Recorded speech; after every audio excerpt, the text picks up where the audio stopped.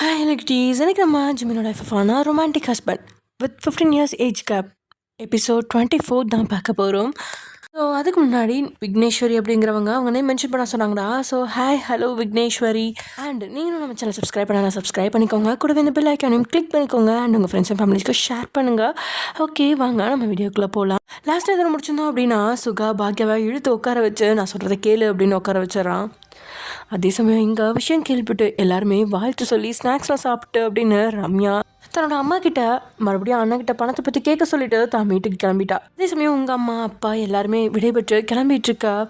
அப்போ தான் ஜிமின், சாரா காலேஜ் தானே போகிற அப்படின்னு கேட்க, ஆமாம் மாமா, உங்கள் அக்காவும் அங்கே தான் போகிறா, வா உன்னை கூட்டிகிட்டு போகிறேன் அப்படின்னு சொல்லிட்டு ஜிமின் சொல்ல, இங்கே ஜேகேக்கு தான் ஐயோ நல்ல சான்ஸ் ஆச்சே, இந்த நேரம் பார்த்து என்ன பண்ணுறதுன்னு தெரியலையே அப்படின்னு யோசிச்சுட்டு இருந்தவன் உடனே தன்னோட காரை பார்த்து அப்போ தான் அவனுக்கு நினைய வருது அதில் பெட்ரோல் ஃபில் பண்ணவே இல்லை அப்படின்னு.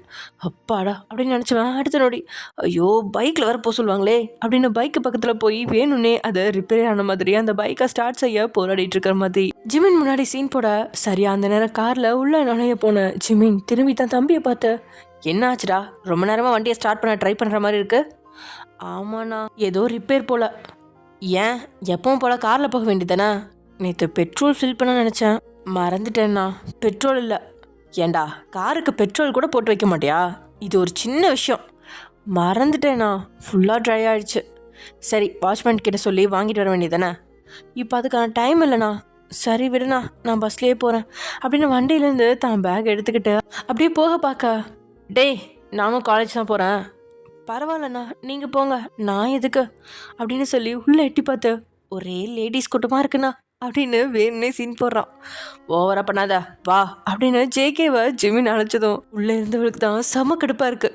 ஆனால் ஜேகேக்கோ தான் போட்ட பிளான் சக்ஸஸ் அப்படிங்கிற மெதப்போட அவன் காரில் ஏற, உள்ளே இருந்தவளோ அவனை பொசுக்கிற மாதிரி முறைச்சு காரில் இருந்து கீழே இறங்க போக, உடனே நீங்கள் என்னாச்சு சாரா அப்படின்னதும், இல்லைக்கா நீ பின்னாடி வரையா அப்படின்னு பதில் சொன்னதை கேட்டு பக்கத்தில் இருந்தவனுக்கு ஹார்ட் வெடிக்காத குறைதான். ஆனால் நீங்களோ, என்ன சாரா அது நம்ம ஜேகே தானே, ஏதோ வேற யாரும் பக்கத்தில் உட்கார மாதிரி ஃபீல் பண்ணுற, நல்ல பையன் தாண்டி, அமைதியாக உட்காந்துட்டு வா அப்படின்னு சொல்கிற. இங்கே சாராக்கு தான் இதுக்கு மேலே ஏதாவது சொன்னால் நல்லா இருக்காது அப்படின்னு அமைதியாக ஏறிக்கிட்டா. உள்ளே ஏறினவளை ஓரக்கனால பார்த்தவன், எப்படி அப்படின்னு புருவம் ஏற்றி அவளை கேலி செய்ய மூக்கு வடைக்க சாரா முகத்தை திருப்பிக்கிறா. ஆனால் அவள் பக்கத்தில் இருந்த ஜேகே ஒரு டார்க் க்ரீன் கலர் சுடிதார், அவளோட நிறத்துக்கு ஏற்ற மாதிரி அவ்வளோ பொருத்தமாக இருக்குது. அவளோட கை விரலை இன்ச் பை இன்ச்சாக பார்த்துட்டு இருந்தவனுக்கு அவள் மணிக்கட்டில் ஒரு கருப்பு மச்சம் இருக்கிறத பார்த்து உடனே அவளோட கையை பிடிச்சு கிஸ் பண்ண ஆசை வருது. தன்னோட இதழ்கள் அழகாக விரியா தான் பின்னந்தரையை அழுத்தி கோதினவன் அவளை பார்த்து மென்னகை சிந்தனபடியே தலையிலே 2 அடி அடிச்சுக்கிறான். எதாச்சும் அவனை பார்த்த நீங்களோ, என்ன ஜேகே ஒரே புன்னகை முகமாக இருக்கு, அச்சோ அன்னை பார்த்துட்டாங்களே அப்படின்னு உள்ள நினச்சோனோ, எப்படி நீ சந்தோஷம் இல்லாமல் இருக்க முடியும்? நான் தான் சித்தப்பாக போகிறேனே, இனி எனக்கு எவ்வளோ பொறுப்பு வரப்போகுது, என்னை என்டர்டெயின் பண்ண இந்த வீட்டுக்கு ஒரு குட்டி ஆள் வரப்போகுது, அதை நினச்சாவே முகத்தில் தானாக வந்து புன்னகை ஒட்டிக்கு தண்ணி அப்படின்னு அவன் சொன்னதும் அதை கேட்ட உங்களோட முகத்துலேயும் ஜிமினோட முகத்துலேயும் பெருமிதம் அப்படியே பிளேட்டு திருப்பி போட்டானையா. ஜேகே நீ பொழைச்சிக்கோடா, நீ பொழைச்சிக்குவா. அவங்கக்கிட்ட பேசிக்கிட்டு இங்கே சாரா பக்கம் அப்படியே திரும்புகிறான் ஜேகே. அப்போ தான் நோட் பண்ணுறான், அவன் பேசுனதை கேட்டு பக்கத்தில் இருந்த சாராக்கும் புன்னகை எட்டி பார்க்க தான் செய்யுது. அதை அவள் கஷ்டப்பட்டு அடக்கி வந்ததை பார்த்தவனுக்கு உள்ளுக்குள்ளே குஷி பொங்க.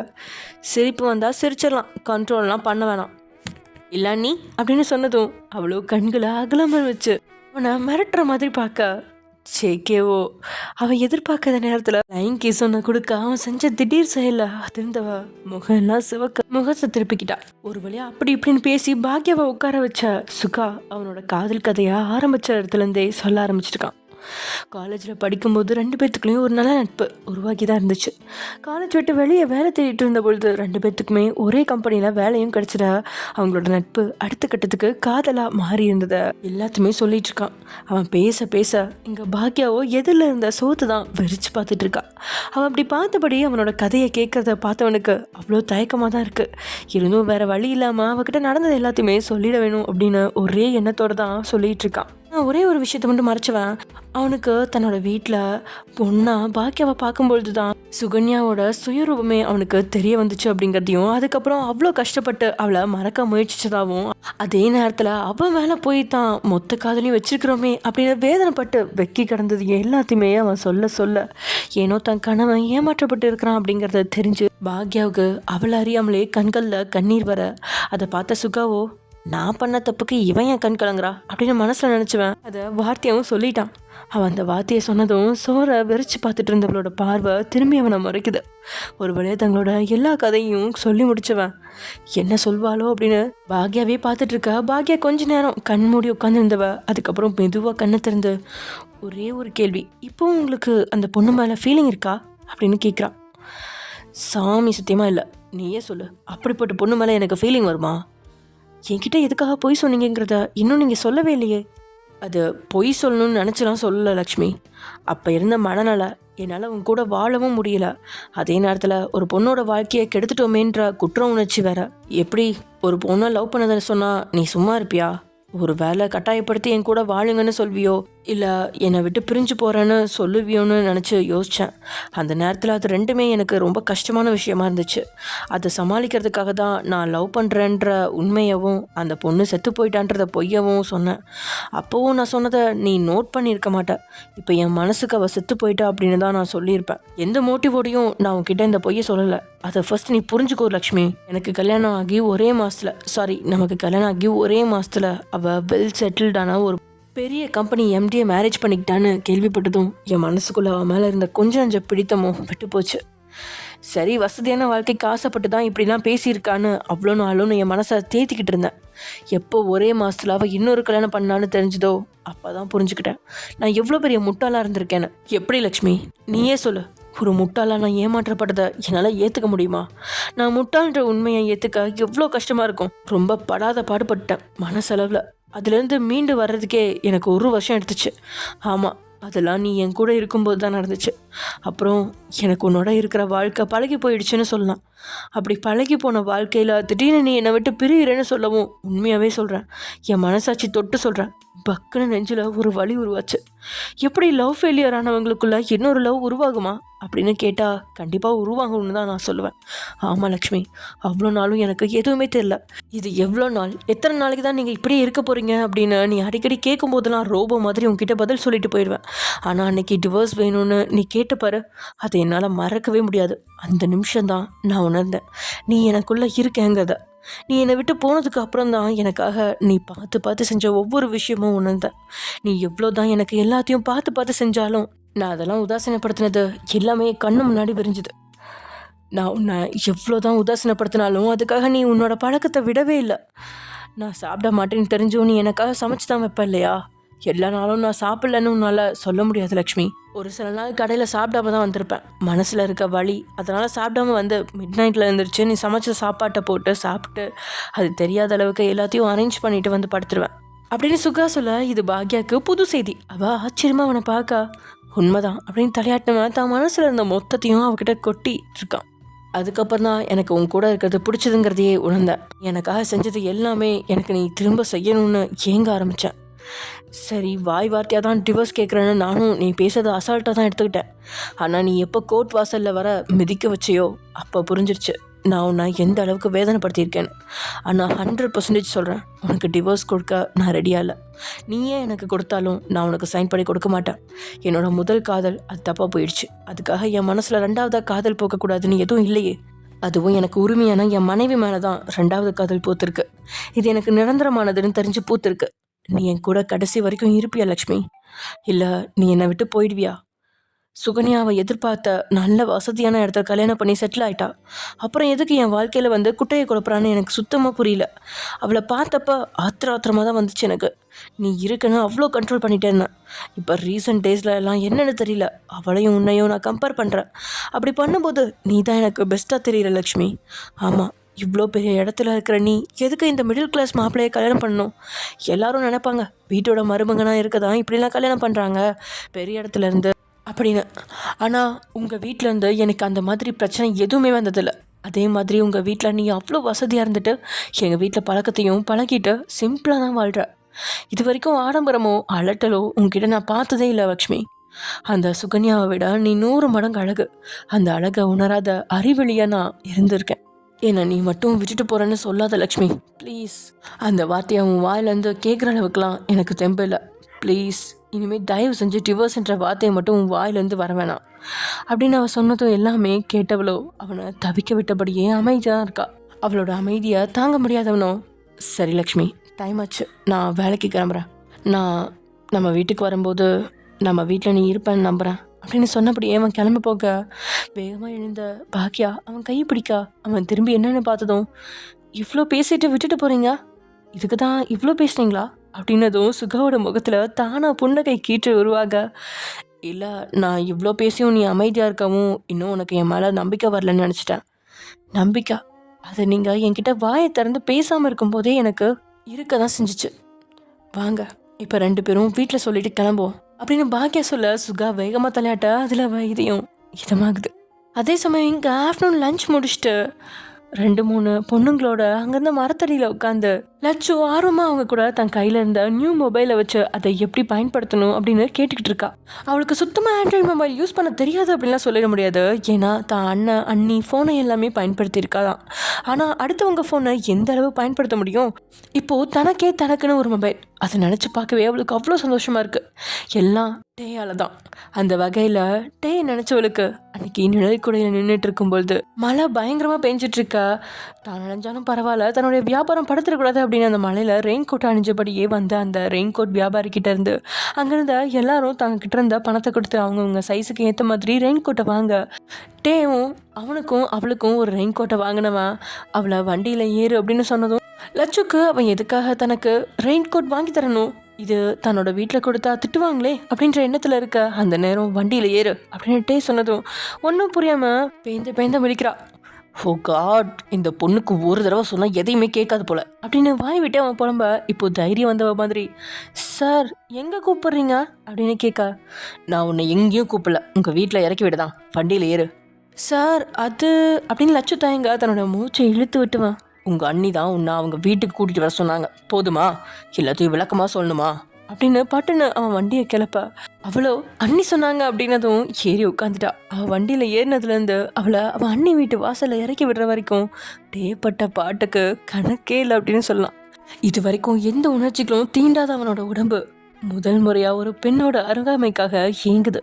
ஆமாம், ஒரு பெண்ணோட மென்மை இல்லையா அவனுக்கு காட்டி கொடுத்துருக்கா. இத்தனை மழை பெஞ்சும் அவன் உடல்ல உருவாகின இந்த புது சூடு அவனை தொலைச்சி எடுக்குது அப்படின்னு கூட சொல்லலாம். உணர்ச்சி கலவையா வண்டியில் நின்றுட்டு இருந்தவன் பக்கத்துல மீனாட்சி வந்து நிற்கும். பட்டுன்னு அவனோட உணர்வுகள் பின்னுக்கு தள்ளப்பட மீனாட்சியை பார்த்தவனுக்கு உங்களோட அக்கா அப்படின்னு நல்லாவே தெரியும், ஆனா என்ன நல்லா பேசுனதுலாம் கிடையாது. அதனால ஒரு புன்னகையை மட்டும் சிந்தா. இங்க மீனாட்சியோ, ரொம்ப தேங்க்ஸ் சார், எங்களுக்காக உங்கள் டைம் வேஸ்ட் பண்ணி இவ்வளோ பத்திரமா இங்கே கொண்டு வந்து விட்டதுக்கு. இங்கே அவ்வளவா மழை இல்லை அப்படின்னு சொன்னதும் டே ஒன்று மட்டும்தான் அவன்கிட்ட சொன்னான். கம்யூனிகேஷன் பண்ணுற அளவு வெளியே போகிறவங்களுக்கு வசதி பண்ணி கொடுத்துருக்கீங்கன்னா அந்த பொண்ணு இந்த அளவு மாட்டியிருக்காது.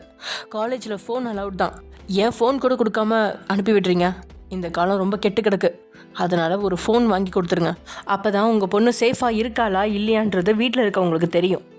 வயன் ஃப்ரெண்டுன்றதுனால தான் நான் அந்த இடத்துல இருந்தேன், அப்படி நானும் இல்லைனா கஷ்டம் தானே, அதுக்காக சொன்னேன்.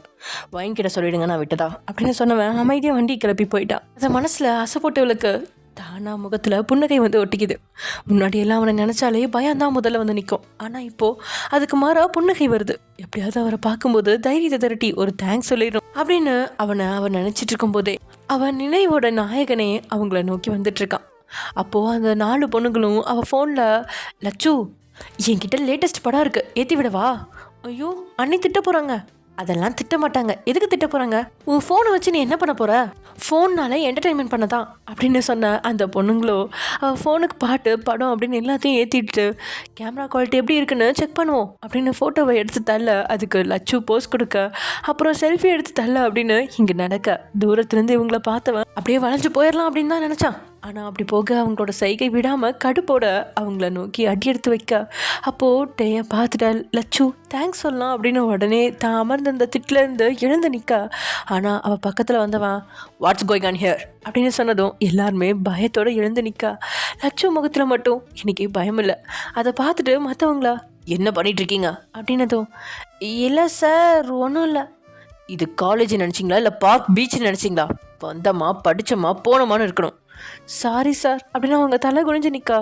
இப்போ என்ன கிளாஸ்? ஃப்ரீ பீரியட் தான் சார். இன்னும் 5 நிமிஷத்தில் உங்கள் கிளாஸில் நான் இருப்பேன். ஐயோ அப்படின்னபடியே லட்சு கூட இருந்த 3 பேரும் ஒரே ஓட்டமாக ஓடிற. லட்சு ஓடாமல் அவனை பார்த்தபடி அப்படியே நின்னவா தயக்கத்தோட ஏதோ பேச வர்றது அவனுக்கு நல்லாவே தெரியுது. இப்போ அவனுக்கு அவளை பார்த்ததும் மனசில் புதுவிதமான உணர்ச்சி உண்டாகிறத அவனால் உணர முடியுது. ஒரு மாதிரி மனசெல்லாம் பிசைய அவன் அவளை திரும்பி பார்க்காம அப்படியே போயிடலாம் அப்படின்னு பார்க்கும்போது தான் சார் அப்படின்னு தைரியத்தை கூப்பிட்டுட்டா லட்சு.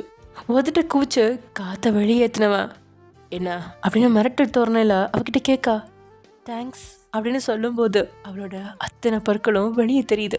அந்த முத்து பற்களை இப்போதான் அவன் பார்க்குறான். அவளோட அந்த அழகான புன்னகையை பார்த்து அப்படியே உள்ளுக்குள்ளே சொக்குனவன் அதுக்கப்புறம் அவன் சொன்னதை கவனிக்கிறான். முயன்று தன்னை ஒரு நிலைக்கு கொண்டு வந்த ஃபார்வாட் அப்படின்னு கேட்க. நேற்று என்னை மலையில் வீட்டில் கூட்டிகிட்டு போய் விட்டீங்கல்ல, அதுக்கு ப்ளஸ் இந்த ஃபோன் உங்களால் தான் எனக்கு கிடச்சிது. எனக்கெலாம் தனியாக ஃபோன் கிடைக்கணும்னு நான் இது வரைக்கும் இமேஜின் கூட பண்ணி பார்த்ததில்ல சார். இப்போது அவள் சொன்னதை கேட்டு உள்ளுக்குள்ளே பனிமலையாக உருகுனவன் வெளியில் எதையும் காட்டாமல் ஃபோன் வாங்கி தந்தது இப்படி அரட்டை அடிக்க கிடையாது. அந்த ஃபோனை கரெக்டான டைமில் கரெக்டான நேரத்துக்கு மட்டும்தான் யூஸ் பண்ணும். இந்த மாதிரி காலேஜ் டைம்லலாம் யூஸ் பண்ணிகிட்டு இருந்தா ஃபோனை வாங்கிக்கிடுவேன் அப்படின்னு அவளை மிரட்டினவன் பட்டுன்னு அவளே எதிர்பார்க்காத நேரத்தில் அவள் கையில் இருந்த ஃபோனை பறிச்சுவான். ஈவினிங் வந்து வாங்கிக்கோ அப்படின்னதும் லட்சுவோட முகமும் அப்படியே சுருங்கிருச்சு. இவ்வளோ நேரமும் மனசில் அவன்கிட்ட உருக்கி பேசிகிட்டு இருந்தவன் முகம் சுருங்கினதும் ஏனோ அவன் மனசும் சுருங்க. லட்சுவும் கொஞ்சம் பயத்தோடு அவனை பார்க்க. ஆனால் டேயோ ஃபோன் வாங்கிட்டா உன் ஃபோன் நம்பர் என்ன அப்படின்னு கேட்டவன் அவகிட்ட எதுவுமே சொல்லாமல் அவன் நம்பரை அந்த ஃபோனில் போட்டு அவனுக்கு ஒரு கால் கொடுத்துக்க. இப்போ இதெல்லாம் ஏன் செய்கிறான் அப்படின்னு கேட்டால் அவன்கிட்ட பதில் இல்லை. ஆனால் அந்த நேரத்தில் அதை செய்யணும், அவன் நம்பரை வாங்கணும் அப்படின்னு அவனோட உணர்வுகள் அங்கே சிக்கிட்டு இருந்துச்சு. ஏனோ லட்சுமாவோட நம்பரை வாங்கினதும் அவ்வளோ சந்தோஷம் அவன் மனசுக்குள்ள. அதையும் உணர்ந்தவன் அவளோட ஃபோனை தான் கையில் வச்சுருந்ததை பார்த்து தான் லட்சு பயப்படுறா அப்படின்னு சொல்லிட்டு மறுபடியும் அந்த ஃபோனை லட்சுக்கிட்ட நீட்ட. இப்போது முகம் மலர ஃபோனை வாங்கினவா சாரி சார் அப்படின்னு மறுபடியும் அந்த முத்துப்பற்கள் முன்ன சொல்ல. சரி போ, இப்போ கிளாஸுக்கு போ அப்படின்னதும் அவ்வளோ விட்டா போதுண்டா சாமி அப்படிங்கிற மாதிரி ஃபோனை எடுத்துக்கிட்டு ஒரே ஓட்டமாக ஓடுறாவ தன்னை திரும்பி பார்க்க மாட்டாளா அப்படின்னு அவன் மனசு யோசிச்சுட்ருக்கு. சா என்ன மாதிரி நினப்பு இது? டே நீ போகிற ரூட் சரியில்லை, வேணாம், இது தப்பு. ஒரு ப்ரொஃபஸராக இருந்துக்கிட்டு ஸ்டூடெண்ட் கிட்ட இவ்வளோ க்ளோஸ் காட்டாத. ஆமாம் இப்படி இருக்கக்கூடாது, தப்பு. டே முன்னாடி மாதிரி தான் இருக்கணும் அப்படின்னு மறுபடியும் தன்னோட விரைப்பை தத்தெடுத்தவன் ரொம்பவே கஷ்டப்பட்டு லட்சுவோட நினைப்பை தான் கிட்டேருந்து விரட்டி அடித்தவன். அவளை பார்க்கக்கூடாது அப்படிங்கிறதுக்காகவே இன்றைக்கி அவள் கிளாஸை கட் பண்ணிவிட்டு தன்னுடைய ரூமில் உட்காந்து வேறு வேலையை பார்க்க ஆரம்பிச்சிட்டான். இது பார்க்க வித்தியாசமாக இருந்தாலும் இதுதான் சரி அப்படின்னு முடிவெடுத்தவன் தன்னுடைய வேலையில் கவனம் செலுத்த ஆரம்பிச்சிட்டான். என்னங்க இப்போ எங்கே என்ன கூட்டிகிட்டு போயிட்டுருக்கீங்க? வீட்டுக்கு தான் லக்ஷ்மி. வீட்டுக்கு போய் என்ன பண்ண போகிறோம் அப்படின்னு பாக்கியா கேட்டதும் உடனே அவன் பக்கம் திரும்பி புன்னகைச்சவன். சரி சொல்லு எங்கே போகலாம் அப்படின்னு கேட்க. நீங்களே கூட்டிகிட்டு போங்க, ஆனால் வீட்டுக்கு வேணாம். மூவி போகலாமா? வேறு இடத்துக்கு. ஷாப்பிங்? வேறு இடமே தெரியாதா? நீயே சொல்லு லக்ஷ்மி. என்னங்க இப்படி சொல்லிட்டீங்க, ஆல்ரெடி லவ் பண்ணியிருக்கீங்க, இது மாதிரி எக்ஸ்பீரியன்ஸ் எல்லாம் இல்லாமையா இருக்கும் அப்படின்னு தேவா சொன்னதும் கோவோட முகம் அப்படி சின்னதாயிடுச்சு. அதை பார்த்தவளோ என்னங்க சாரி நான் எந்த மோட்டிவோடையும் அதை சொல்லலை, ஒரு ஃபன்னுக்காக தான் சொன்னேன். புரியுது லக்ஷ்மி, இருந்தாலும் இனிமேல் அப்படி பேசாத அப்படின்னு அவன் சொல்ல. சரி ஓகே பேசலாம் அப்படின்னு அவனை சமாதானப்படுத்தினவ பீச்சுக்கு போங்க அப்படின்னு சொல்லிட்டா. ஏன்னா அவளுக்கு ரொம்ப நாள் கனவு, பல நேரத்தில் தன்னுடைய குடும்பத்தோட அங்கே வந்திருக்கா. சுகாவையும் ஃபேமிலியோட கூட்டிகிட்டு போயிருக்காதான். ஆனால் அவன் ஒரு ஓரமாக இருக்க, அவன் மட்டுமே தண்ணியில் போய் கால் நினச்சி விளையாடிட்டு இருப்பா. அவனோட கையை பிடிச்சி ரொம்ப நேரம் நடக்கணும், அந்த தண்ணியில் 2 பேரும் காலை நினச்சி விளையாடணும் அப்படின்னு உள்ளுக்குள்ளே அவ்வளோ ஆசை இருக்கும். ஆனால் எதுவுமே நடக்காமல் ஏமாற்றப்பட்டு இருந்தா. ஆனால் இன்றைக்கி அதெல்லாம் நடக்க போகுது அப்படின்னு அவளுக்கும் உள்ளுக்குள்ளே அவ்வளோ எக்ஸைட்மெண்ட்டாக இருக்குது. அப்புறம் சுகா உங்ககிட்ட ஒன்று கேட்கணும், நீங்கள் தண்ணி அடிப்பீங்களா அப்படின்னதும் அவனே அவளை ஒரு மாதிரி பார்த்து ஏன் அப்படி கேட்குறா? இல்லை நிறைய நேரம் நீங்கள் வீட்டுக்கு வரும்போது உங்கள் மேலே சரக்கு ஸ்மெல் வந்திருக்கு தான் கேட்டேன். இப்போ ரீசன்ட் டேஸில் அது வந்திருக்க சான்ஸே இல்லை. நான் சொன்னேன்ல அந்த ஒரு வருஷத்தில் என்னையும் ஒரு 10 நாள் அடிச்சிருக்கேன். அது என்னால் கண்ட்ரோல் பண்ண முடியாது, என்னையும் மீறி அடித்தது லக்ஷ்மி. மற்றபடி எனக்கு அந்த பழக்கம் பிடிக்காது, மற்றவங்க பண்ணாலே திட்டுவேன். ஆனால் நானும் ஒரு கட்டத்தில் அதை எடுத்திருக்கேன்னு நினைக்கும் போது எனக்கு வெக்கமாக தான் இருக்குது. சாரி சுகா, நான் இதை உங்ககிட்ட கேட்கணும்னு நினைப்பேன், பட் அந்தளவு உரிமை எனக்கு நீங்கள் அப்போ கொடுக்கல, அதனால தான் இப்போ கேட்டேன். நீ என்ன வேணாலும் கேட்க, அதுக்கு உனக்கு எல்லா ரைட்ஸும் இருக்குது. அப்புறம் இப்போ காலையில் பேசுனீங்களே 2வது தடவை காதல், அது உண்மையா இல்லை ஒரு ஃப்ளோவில் அடிச்சு விட்டீங்களா அப்படின்னு பாக்கியா கேட்டதும் அவளை முறைச்சி பார்த்தவன் நான் ஃப்ளோவில் அடிச்சு விட்ட மாதிரியா இருக்காது? இல்லை அப்படி இல்லை, ஆனாலும் உங்களுக்கு என் மேலே லவ் வந்துச்சுன்னு சொல்கிறத என்னால் இப்போ வரைக்கும் நம்ப முடியல. ஏன் தெரியல, ஆனால் நம்ப முடியல. என்னோட லவ்வை உன்கிட்ட எக்ஸ்ப்ரெஸ் பண்ணாமல் இருந்ததால் உனக்கு அந்த டவுட் இருக்கலாம். S, correct. லக்ஷ்மி, அப்போ சொல்லு, நான் எப்படி இருந்தால் உனக்கு அப்படி ஃபீல் ஆகும் அப்படின்னு அவன் சொன்னதை கேட்டு தலையில் அடிச்சுக்கிட்டவ, நீங்கள் புரிஞ்சு தான் கேட்குறீங்களா இல்லை புரியாமல் கேட்குறீங்களா? இதுதான் ஃபீலிங் சுகா, அது தன்னால் வரணும். இதை பிளான் பண்ணிலாம் வர வைக்க முடியாது. உங்களையும் மீறி என்கிட்ட காட்டுவீங்க, அப்போ நான் சொல்கிறேன். அதுக்காக நீங்கள் மெனக்கெட்டலாம் தேவையில்லை. நல்லா இருக்கு. வாட், நல்லா இருக்கா? நீ இப்படி சுகான்னு கூப்பிட்றது, என்னை யாரும் அப்படி கூப்பிட்டதில்ல அப்படின்னதும் பாக்கியோட இதழ்லையும் புன்னகை. ஓ அப்படின்னு சொன்னாலும் அவளோட கண்ணும் செவக்குது. நீ அப்படி கூப்பிடும்போது நமக்குள்ளே இருக்கிற நெருக்கம் கூடின மாதிரி ஒரு ஃபீலிங். நீங்கள் கூட தான் அந்த டைவர்ஸ் பற்றி பேசுகிறதுக்கு முன்னாடி என் பேரை சொல்லி கூட கூப்பிட்டதில்ல. அன்னைக்கு தம்பிகிட்ட பேசிட்டு ரூமுக்கு வந்தப்போ லக்ஷ்மின்னு சொன்னீங்க. எனக்கு அதுவே ஷாக்காக தான் இருந்துச்சு. இது வரைக்கும் நான் உங்ககிட்ட சொல்லியிருப்பேனா? என்னை யாரும் லக்ஷ்மின்னு கூப்பிட்டது கிடையாது, பாக்கியானு தான் எல்லா இடத்துலையும் சொல்லுவாங்க அப்படின்னு சிரிச்சவன். நமக்கு பிடிச்சவங்கள நம்ம மட்டும் ஸ்பெஷல் நேம் வச்சு கூப்பிட்டா அது நல்லா இருக்கும்ல? ஆமாம். சரி, இன்றைக்கி நான் லீவ் போட்டேன்னு உனக்கு எப்படி தெரியும்? நீங்கள் ஃபோன் பேசினப்போ நான் கேட்டேன். ஓ, அப்போ நான் பூச்சாண்டிக்காக தான் கிளம்புறேன்னு சொன்னது உனக்கு தெரியுமா அப்படின்னு சுகா கேட்டதும் இப்போது பாக்கியாவோட அத்தனை பருக்களும் வெளியில் தெரிய சிரிச்சவா. தெரியும் அப்படின்னு சொல்கிறா. சிரிக்கிற தன்னவளை ஆழமாக பார்த்துட்டு இருந்தவனை எதிர்கொள்ள முடியாமல் முகத்தை திருப்பி, சுகா ரோட்டை பார்த்து வண்டி ஓட்டுங்க, இங்கே என்ன பார்வை? தெரியல, பார்க்கணுன்னு தோணுது அப்படின்னதும் 2 பேரோட முகமும் அந்த நேரத்தில் செவ்வானமாக செவந்துருச்சு. பிரியா, நான் இப்படிலாம் கிளாஸு கட்டடிச்சதே கிடையாது. ஸ்கூல் படிக்கும்போது கூட. ஸ்கூல் படிக்கும்போது கட்டடிக்க முடியாதுடி, அதுக்காக காலேஜ் படிக்கும்போதும் இந்த மாதிரி என்ஜாய்மெண்ட்லாம் விட முடியுமா என்ன? எங்கள் அக்காவுக்கு கூட தெரியாது, தெரிஞ்சா அவ்வளோதான், எங்கள் அப்பா சாமி அடிடுவார். இவன் என்னடி வந்ததுலேருந்து சும்மா தொட்டதுக்கெல்லாம் பயந்துட்டு இருக்கா? உங்கள் அப்பா ஈவினிங் தானே வருவார், அவர் வரும்போது கண்டிப்பாக உன்னை கொண்டு போய் காலேஜில் விட்டுரும், போதுமா? அது வரைக்கும் பேசாம வா. இன்றைக்கி வேறு தலைவர் படம் ரிலீஸு, டிக்கெட் கிடைக்குமா கிடைக்காதுன்னு நாங்களே ஒரே நர்வஸாக இருக்கோம். இதில் இவ வேற. இன்றைக்கி தானே ரிலீஸ் ஆகிருக்கு, இன்றைக்கே பார்த்தாக்கணுமா? கண்டிப்பாக தேட்டர் உள்ளே போனால் படம் பார்க்க முடியாது, எல்லோரும் கத்திட்டு தான் இருப்பாங்க. அது தாண்டி சூப்பராக இருக்கும். நம்மளும் சேர்ந்து கத்தி படம் பார்க்குற ஃபீல் இருக்கே, அது தனி தான். இப்படி பார்த்தா தான் ஃபுல் சாட்டிஸ்ஃபேக்ஷன் எங்களுக்கு கிடைக்கும். சரியான அறத்துக்குப்பில் வந்து மாட்டிக்கிட்டேன் போலையே அப்படின்னு சாரா மனசில் மட்டும் நினச்சிவா. வேறு வழி இல்லாமல் அவங்க கூட படத்துக்கு போகிறான். டிக்கெட் வாங்கிறதுக்காக இவளை அனுப்ப, ஐயோ நான் வாங்க மாட்டேன், எனக்கு தெரிஞ்சவங்க யாராவது, சாரி அப்பாவுக்கு தெரிஞ்சவங்க யாராவது இருந்தால் என்ன பண்ணுவேன்? இந்த தொடர்நடுங்கிக்கிட்ட எதுக்கடியே நீ கொடுக்குற, கூட நான் வாங்கிட்டு வரேன் அப்படின்னு இன்னொருத்தி டிக்கெட் எடுக்க போக, சாரா பக்கத்தில் இருந்த பிரியாவும், சரி நீ இங்கே நில்ல, நான் கொஞ்சம் ஸ்நாக்ஸ் வாங்கிட்டு வந்துடுறேன் அப்படின்ட்டு போகிறா. எங்கடி என்னையும் கூட்டிகிட்டு போ அப்படின்னு நீங்கள் கத்த, உன்னை கூட்டிகிட்டு போகிறதா? அங்கே பாரு எவ்வளோ கூட்டமாக இருக்குன்னு, அங்கே உனக்கு தெரிஞ்சவங்க யாராவது பார்த்துட்டா என்ன பண்ணுவேன் அப்படின்னு அவள் வாயிலேயே அவளை கிண்டல் செய்யா. பாத்தியா, நீ என்ன டீஸ் பண்ணுற? இல்லை சாரா, உண்மையாதான். நீ அந்த கூட்டத்தில் வந்துட்டு வெளியே வர்றது கஷ்டம். இன்னும் கொஞ்சம் நேரத்தில் நிஷா டிக்கெட் வாங்கிட்டு வந்துடுவா, நானும் ஸ்நாக்ஸ் வாங்கிட்டு வந்துடுவேன். இந்த இடத்துல யாருக்கும் தெரியாமல் வெயிட் பண்ணு, ஓகே? சரி அப்படின்னு சொன்னவளுக்கு இது முதல் முறை அப்படிங்கிறதால கொஞ்சம் பதட்டமாக தான் இருக்குது. அவளுக்கு தன்னோட அப்பாவை பற்றி நல்லாவே தெரியும். ஒரு பிரின்சிபலோட குழந்தைங்கள வளரணும் அப்படின்னு நினைப்பாங்க. ஆனாலும் தான் அக்கா இப்படியெல்லாம் போயிருக்கா அப்படின்னு அவளுக்கு தெரியும். ஆனால் அது எப்படியோ நீங்கள் நேக்கா இப்படிலாம் ரவுண்ட் அடிச்சிருக்கீங்க அப்பாவுக்கு தெரியாமல். அது தன்னால் முடியுமா அப்படின்னு நினைப்போட இங்கே அவள் பதட்டமாக நின்றுட்டுருக்கா. அவளோட நிலை பற்றி அறியாதவனோ அவள் காதுக்கு பக்கத்தில் போய் சரா அப்படின்னு குரல் கேட்கவும் தூக்கி வாரி போட திருமணனோட முகம் அவனோட முகத்தோட இடிச்சுக்கிச்சு. அது இல்லாமல் அம்மா ஐயோ ஆ அப்படின்னு தன்னுடைய மூக்கு வாயெல்லாம் பிடிச்சிக்கிட்டு கத்த, எதிரில் இருந்தவனை பார்த்த உடனே அவன் இன்னும் முகம் பதட்டமாக்கா அவனோட மூக்கில் பலமாக இடிச்சிட்டதால, சாரி சாரி ஜேகே, தெரியாமல் இடிச்சிட்டேன் அப்படின்னு உண்மையிலேயே குற்ற உணர்ச்சியோட தான் அவன் மன்னிப்பு கேட்க, வழியில் முகத்தை சுருக்கினபடியே மூக்கில் இருந்து கையை எடுத்து அவளை பார்த்து முறைச்சிட்டு, பள்ளி வாங்கிட்டல அப்படின்னு சொல்ல, என்ன நான் பள்ளி வாங்கிட்டேனா? ஆமாம், அன்றைக்கி நான் உன்னை கிஸ் பண்ணேன்னு அதை மனசில் வச்சுட்டு வன்மத்தை வளர்த்து இதோ அந்த உதட்டை இப்படி கடிச்சு ரத்தம் வர வச்சிட்டல அப்படின்னு அவன் சொல்லும்போது தான் அவன் இதில் ரத்தம் வரதை பார்க்குறா சாரா. உடனே அவள் கண்கள் அகலமாக விரியா, நான் சத்தியமாக வேணும்னு பண்ணல, நீ எதுக்கு திடீர்னு காதில் வந்து பேசினா? அதான் பதறத்தில் திரும்பினா அது இப்படி இடிச்சிருச்சு.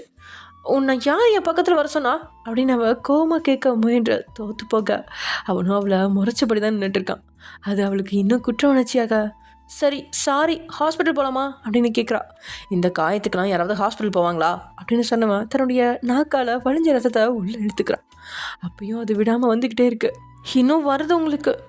ஆமாம், கொஞ்சம் ஆழமாக பட்டுருக்கும் போல அப்படின்னு சொன்னவன் நாவால் அதை சரி செஞ்சபடியே இருக்க. சரி எங்க அங்கிள் வந்திருக்காங்களா? இல்லையே, காலையில் உன்னை காலேஜில் பார்த்தனே அப்படின்னதும் அவளுக்கு இவன் தான் வீட்டில் சொல்லிடுவானோ அப்படின்ற பயம் இல்லை. அது அங்கிள் கூட தான் வந்தேன் அப்படின்னு சொன்னவ. அப்பா கூட தான் வந்தேன். அப்படியா? அப்போ அண்ணியும் வர சொல்லலாமா? அண்ணியும் வரேன்னு சொல்லிட்டு இருந்தாங்க. ஐயோ அதெல்லாம் வேணாம். ஏன் அப்படின்னு ஜேகே வேணும்னே போட்டு வாங்கிட்டு இருக்கா. வேற வழி இல்லாமல் சாராவும் வீட்டில் யாருக்கும் தெரியாது. ஓ அப்பா கட் அடிச்சுட்டு வந்தியா? நீ மட்டும் எப்படி வந்த அப்படின்னு தன்னை மாட்டி விட்டுருவானோ அப்படின்னு அவள் எதிர்கேள்வி கேட்கா. நான் எங்கள் அண்ணா கிட்ட சொல்லிட்டு தான் வந்தேன். பொய் சொல்லாத, வேணா கால் பண்ணவா அப்படின்னு அவன் தைரியமாக ஃபோன் அடிக்க போக வேணாம் அப்படின்னு தடுத்தவா. ஜேகே ப்ளீஸ் யாருக்கிட்டையும் சொல்லிடாதீங்க அப்படின்னு சாரா கெஞ்சா. அது நீ நடந்துக்கிறத பொறுத்து தான் இருக்கு. நான் என்ன நடந்துக்கிறேன்? நீ இனிமே என்கிட்ட பழைய மாதிரி பேசணும். இப்போது அவளோட பார்வை மறைப்பா மாற இதோ இப்போ முறைக்கிற பாரு, இது மாதிரி முறைச்சி என்னை பார்க்கக்கூடாது. என்ன அமைதியாக இருக்க டீலுக்கு ஓகேவா இல்லையா அப்படின்னு ஜேகே கேட்கா. நேரம் பார்த்து காய் நகர்த்திரியா? என்னை பார்த்தா அப்படியே தெரியுது? ஆமாம் அப்படி தான் தெரியுது. அன்னைக்கு நீ பண்ணது என்னால் மறக்கவே முடியாது ஜேகே. உன் மேலே நான் எவ்வளோ நம்பிக்கை வச்சுருந்தேன், அது எல்லாமே ஒரு நிமிஷத்தில் ஒன்றும் இல்லாமல் பண்ணிட்டேன். தப்பு தான் சாரா, எனக்கு புரியுது.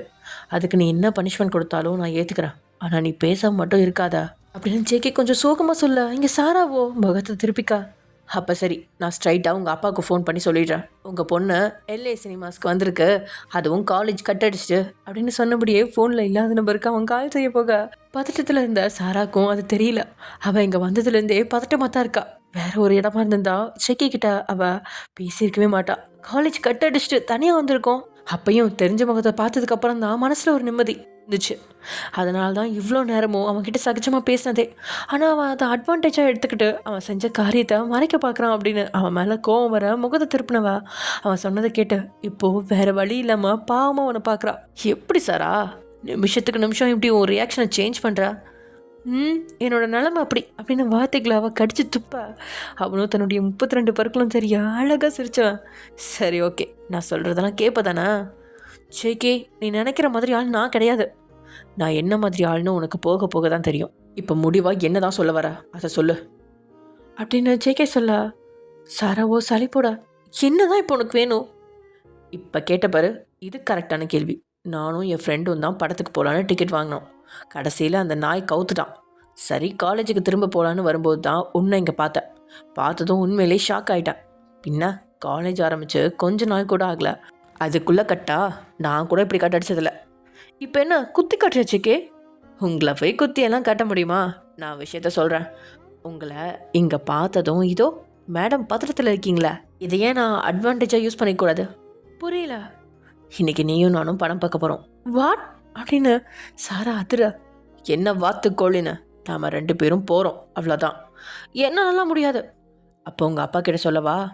என்ன பிளாக்மெயில் பண்ணுறியா? இதுக்கெல்லாம் மசைகிற ஆள் நான் கிடையாது. எங்கள் அப்பா கிட்ட தானே, நானே சொல்கிறேன் அப்படின்னு அவள் ஃபோன் எடுத்து தான் அப்பாவோட நம்பரை அமுக்க போக இப்போது ஜேகேவுக்கு பதண்ட பிடிச்சிக்கிச்சு. உடனே அவளோட கையில் இருந்து ஃபோனை பறிச்சவன், லூசா நீ? உங்கள் அப்பா தான் அவ்வளோ ஸ்ட்ரிக்ட்னு சொல்கிற, அப்புறம் நீயே போய் வலையில் விழ பார்க்குறியே. வேற என்ன பண்ணுறது? இதோ இந்த மாதிரி சுச்சுவேஷனை அவங்களுக்கு ஏற்ற மாதிரி மாற்றிக்கிற ஆள் இருக்கும்போது சரண்டர் ஆகுறது தான் கரெக்டு. ரொம்ப தெளிவு தான்.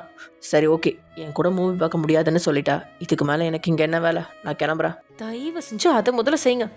நீ இப்படி சொல்லும்போது தான் எனக்கு ஏன் ஆப்போசிட்டாக பண்ணக்கூடாதுன்னு தோணுது. ஸோ நான் காலேஜ் போகல அப்படின்னு ஜேகே மறுபடியும் பின்வாங்க. சாராவுக்கு அவங்ககிட்ட பேசினதுல வேர் தேடிச்சு. தன்னோட கர்ச்சீஃப் எடுத்து வேர்வையை ஒத்தி எடுத்தவா, நீ என்னவோ பண்ணு ஜேகே, இப்போ என் ஃப்ரெண்ட்ஸ் வந்துடுவாங்க, அவங்க கூட சேர்ந்து நான் மூவி போகணும். ஸோ இப்போ இடத்த நீ காலி பண்ணுறியா? உன் கூட அவங்க என்னை பார்த்தா ஏதாவது தப்பாக நினச்சிப்பாங்க. ஓ சரி சரி அப்படின்னு சொன்னவன் அந்த இடத்த விட்டு போயிடா. சாராவுக்கோ ஆச்சரியமாக இருக்குது. என்ன இவ்வளோ நேரம் விடாக்கடனாக துரத்திட்டு இருந்தான், இப்போ திடீர்னு சரின்னு போயிட்டான். இவனை புரிஞ்சிக்கவே முடியலையே அப்படின்னு நினச்சிட்டு இருக்கும்போது நிஷா பிரியா வந்துடா. அவங்களோட தேட்டர் கூட உள்ள நுழைஞ்ச சாராவுக்கு அந்த ஆர்ப்பாட்டத்தெல்லாம் பார்த்தவளுக்கு ஓரளவுக்கு தைரியம் வந்து உற்சாகம் பிறக்குது. இவங்க உள்ள நுழையிற நேரம் படத்தோட டைட்டில் போட்டு ஹீரோவோட பேர் போட அங்க ஆர்ப்பாட்டம் களை கட்டுது.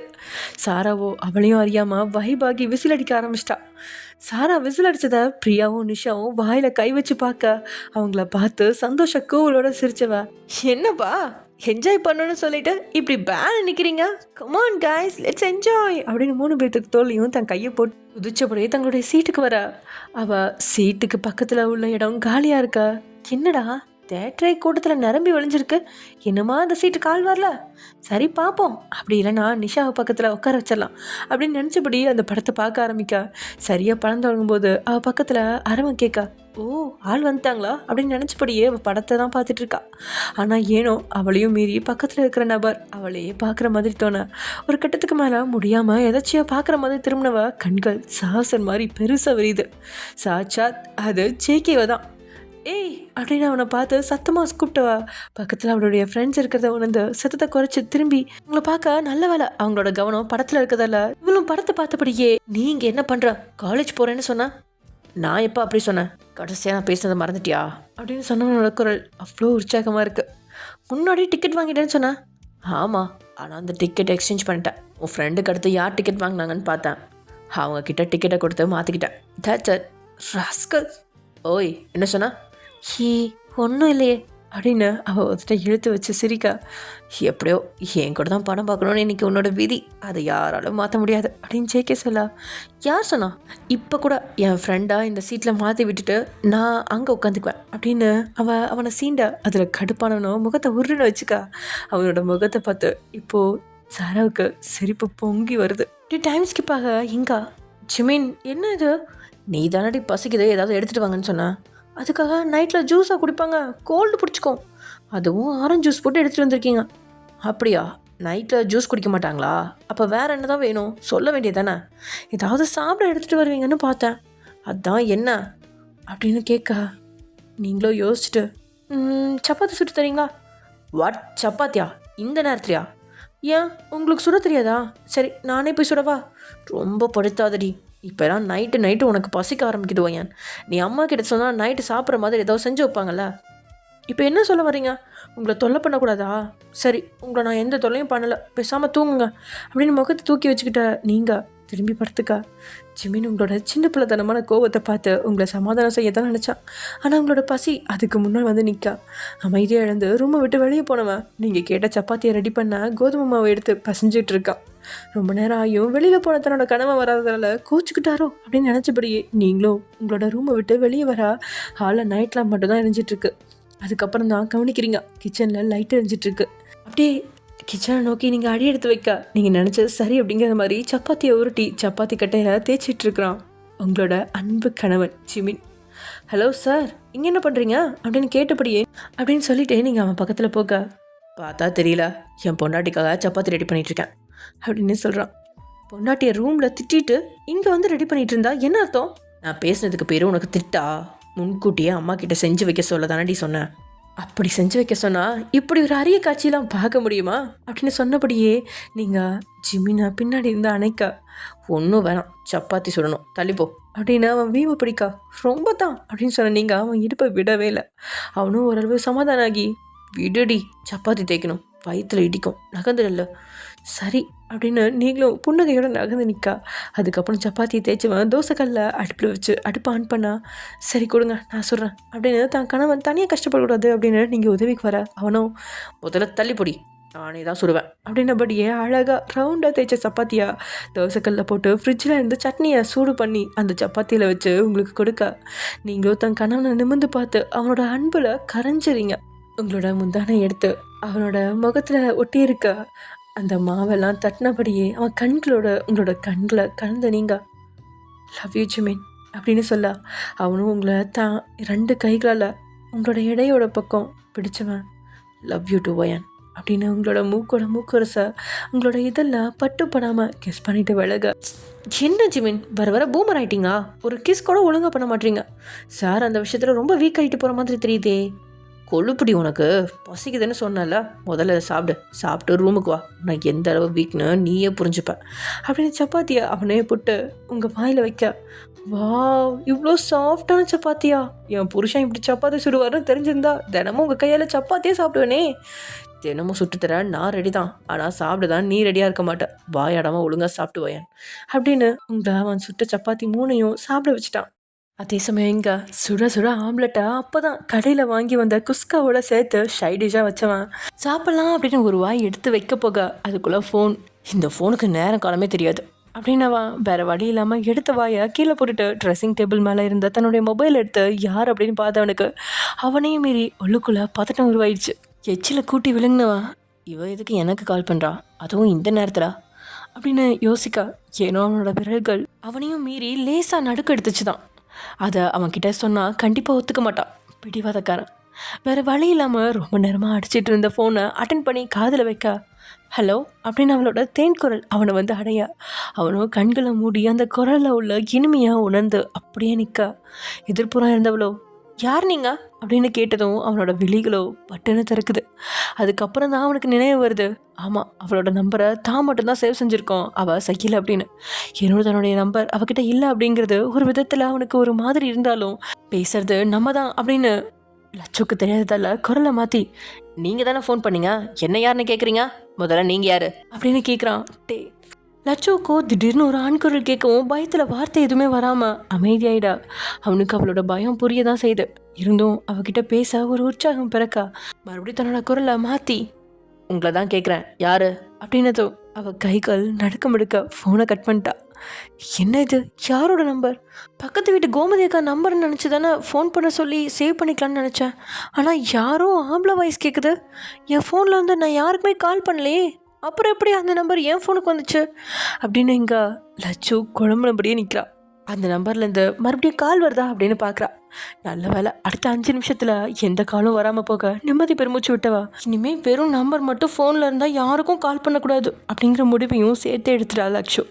இவனும் அடுத்த 5 நிமிஷத்தில் கால் வரும் அப்படின்னு எதிர்பார்த்தது. அதுக்கப்புறம் சாப்பிடக்கூட தோணாமல் மறுபடியும் அந்த நம்பருக்கு கால் பண்ண திடீர்னு சவுண்டாக கால் வரவும் ஏற்கனவே பயத்தில் இருந்த லட்சுவுக்கு இன்னும் பதட்ட பிடிச்சிக்கா பட்டுன்னு ஃபோனை கட் பண்ணுறதுக்கு பதிலாக அட்டென்ட் பண்ணிட்டா. எதிர்பக்கம் இருந்தவனும் யார் நீங்கள், எதுக்கு கால் பண்ணீங்க அப்படின்னு கேட்குறான். இப்போது குரல் ஒன்றும் அவ்வளோ கடினமாக இல்லாமல் கொஞ்சம் தனிஞ்சு தான் வருது. எதுக்கு கால் பண்ணோன்னு சொல்லிட்டா திரும்ப டிஸ்டர்ப் பண்ண மாட்டாங்க, நம்ம தானே முதல்ல கால் பண்ணோம் அப்படின்னு நினச்சிவா ஃபோனை காது கொடுத்து சாரிங்க அது எங்கள் அத்தை நம்பருன்னு நினச்சி கால் பண்ணிட்டேன், ராங் நம்பருங்க அப்படின்னதும் அதை கேட்டவனோட இதழ்களோ அதிசயமாக அதே நேரத்தில் அழகாக விரியுது.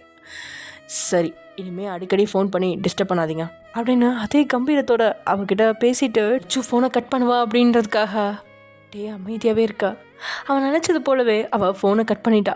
கட் பண்ணதும் அப்பாடா அப்படின்ட்டு இருக்கு அவளுக்கு. புதுசாக ஃபோன் வாங்கியிருக்கா இல்லையா, இந்த மாதிரி ராங் கால்களெல்லாம் இது வரைக்கும் பேசினதே கிடையாது. அதுவும் ஒரு ஆணோட குரல் கர்ஜனையாக வரவும் பயந்து தான் போயிட்டா. இந்த பக்கம் அவள் ஃபோனை கட் பண்ணதும் ஒரு மாதிரி உடலில் புத்துணர்ச்சி உண்டாகுது மாதிரி ஒரு விதமான ஃபீலிங். அதை அவனால் எக்ஸ்பிளைன் கூட பண்ண முடியல. உள்ளுக்குள்ளே உற்சாகம் பொங்க தான் சேரில் இருந்து எழுந்தவன் குஸ்காவையும் முட்டையும் ஒரு பிடிச்சிட்டு ஃபோனை எடுத்து சோஷியல் மீடியாக்களில் அவளை தான் தேடுறான். அவன் நினச்சது மாதிரி அவள் எதுலேயுமே இல்லாமல் வாட்ஸ்அப்பில் தான் இருக்கா. சரி வாட்ஸ்அப்பில் அவளுடைய டிபியை பார்க்கலாம் அப்படின்னா அதில் அவளோ டெடிபியரோட ஃபோட்டோ வச்சுருக்கா. அதை பார்த்த டேக்கும் அவ்வளோ ஏமாற்றம் அடைஞ்சாலும் ஏனோ அந்த டெடிபியரையே அத்தனை நேரமும் பார்த்துட்டு இருந்தவனுக்கு தூக்கம் மெதுவாக தள்ள அப்படியே தூங்கியும் போயிட்டான். நெக்ஸ்ட் டே அவள் இருக்கிற கிளாஸில் நுழைஞ்சதுலேருந்து ஏனோ பார்வை லட்ச பக்கம் மட்டும்தான் போக ரொம்பவே கஷ்டப்பட்டு தன்னை கட்டுப்படுத்தி போர்டை பார்த்தபடியும் மற்றவங்கள பார்த்தபடியும் பாடம் எடுக்க இன்னைக்கு பெரும்பாடுபட்டு தான் போகிறான். பணக்கார காலேஜுக்கு ஏற்ற மாதிரியே மீனாட்சி லட்சுவை மாடர்னாகவே மாற்றிருக்கா அப்படின்னு தான் சொல்லணும். காலேஜ் திறந்த 2 வாரம் வரைக்கும் ஒரு மாதிரி வந்துட்டு இருந்தவ அதுக்கப்புறம் அந்த காலேஜுக்கு ஏற்ற மாதிரி நடை உடை எல்லாத்தையுமே மாறிடுச்சு. அது அவளை மீறி நடந்த ஒன்று. மற்றவங்கள பார்க்க அது அவளுக்கும் ஒட்டிக்கிச்சு. இப்போது அவனோட சப்ஜெக்ட்லேயும் சரி அவளை மக்கு அப்படின்னு சொல்லிட முடியாது, அதுக்காக அவள் ப்ரில்லியன்ட் அப்படின்னு சொல்லிட முடியாது. நடுத்தரமாக தான் இருக்கா லட்சு. எப்பயுமே பாடம் எடுக்கும்பொழுது அவளை 5-6 கேள்விகளாவது கேட்டுருவான். அதனாலேயே அவனோட லெசன்லாம் அவன் உன்னிப்பாக கவனிச்சிட்ருப்பா. இன்றைக்கும் அப்படி தான் கவனிச்சிட்ருக்கா. ஆனால் டேயோட பார்வை தடுமாற ஒரு கட்டத்துக்கு மேலே முடியாமல் தான் புக்கை மூடி வச்சவன் கிளாஸ் ஓவர் அப்படின்னு சொல்லிட்டு அந்த ரூமை விட்டு போக பார்த்தவன் மறுபடியும் உள்ளே வந்த லட்சோ நீ என்னை வந்து ஸ்டாஃப் ரூமில் பாரு அப்படின்னு சொல்லிட்டு போயிட்டான். என்னாச்சு, அதுதான் எடுக்க வேண்டிய கிளாஸ்லாம் முடிஞ்சிருச்சுல்ல, திரும்பவும் ஏதாவது படிக்கணும்னு சொல்வாரோ அப்படின்னு யோசிச்சபடியே லட்சு ஸ்டாஃப் ரூம் வாசலில் வந்து நிற்கிறான். ஓகே ஃப்ரெண்ட்ஸ், இதோட இந்த எபிசோட முடிச்சுக்கலாம். உங்களுக்கு இந்த ஸ்டோரியில் எந்த கப்புள்ஸ் பிடிச்சிருக்கு? டே லச்சுவா, இல்லை ஜேகே சாராவா, இல்லை ஜிமின் வயனா? எந்த கப்புள்ஸ் உங்களுக்கு ஃபேவரட் அப்படிங்கிறத கமெண்ட்டில் சொல்லுங்கள். அண்ட் ஓகே ஃப்ரெண்ட்ஸ், இதோட நம்ம இந்த எபிசோட முடிச்சுக்கலாம். நெக்ஸ்ட் வீடியோவில் பார்க்கலாம். பாய்.